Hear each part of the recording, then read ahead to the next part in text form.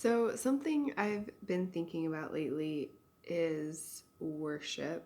And I read this post on Facebook where a teacher was saying that her student was empathizing with Satan in some book. I don't know what it was. Where, so she was basically saying, why does God get to be the boss of everything? And why does he get to command people to serve and worship him? And it's fine. But when Satan commands people to serve and worship him, he's evil for that.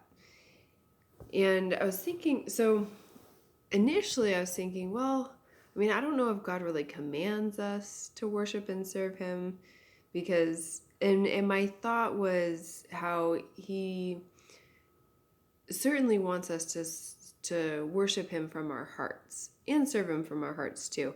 Like there's several passages throughout the Bible that talk about how the Israelites praise them with their mouth, but their hearts are far from him. So he wants our worship and service to be genuine. And so he delights in a cheerful giver. He doesn't like people giving out of obligation. He anyway, okay, so God definitely wants our worship and service to be genuine and from the heart. And so initially I was thinking, well, he doesn't really command it because he wants it to be genuine, but then he does actually command it, even though he does want it to be genuine. So I was thinking about so what is worship? And I think part of it is giving the praise or glory or whatever to the right person for the right thing. So we know the scriptures tell us that every good gift comes from the Father. And so for every gift that we have, it is good and right for us to worship him and thank him for those things. And then I was thinking about how in Revelations, for example, John is having a vision and he is worshiping an angel, and the angel says, "No, don't worship me." and then when John sees the Lamb, which is Jesus, he worships Jesus, and Jesus allows him to worship him.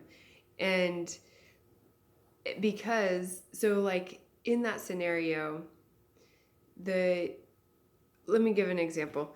So if I don't know, say I'm at work and somebody else did the majority of work on this project and I'm just the one that presented it or handed it over to somebody, and that person, someone praises me for that, it would be right for me to say no, don't thank me, this person actually did all the work, you need to thank them. So I think it's similar potentially with that angel of being no, don't worship me, I didn't do anything, worship Jesus. And so going back to God commanding us to worship him, I think God wants there to be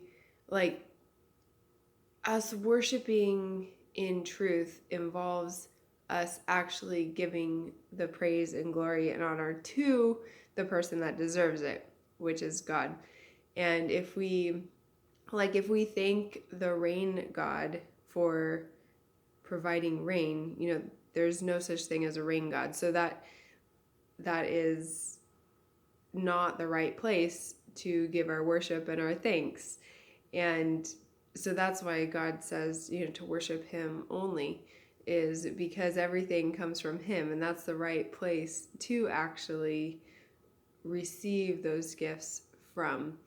And so if we're worshiping anything other than him, then really we're going to be going off track. And yeah,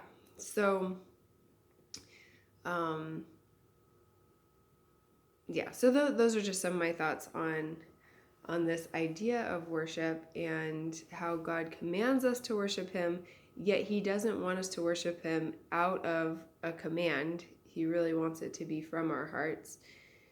And yet it is right and true and to only worship him because he's the one that every good thing comes from. So anyway, those are my thoughts on this idea that I am wrestling with. Feel free to comment, let me know your thoughts too.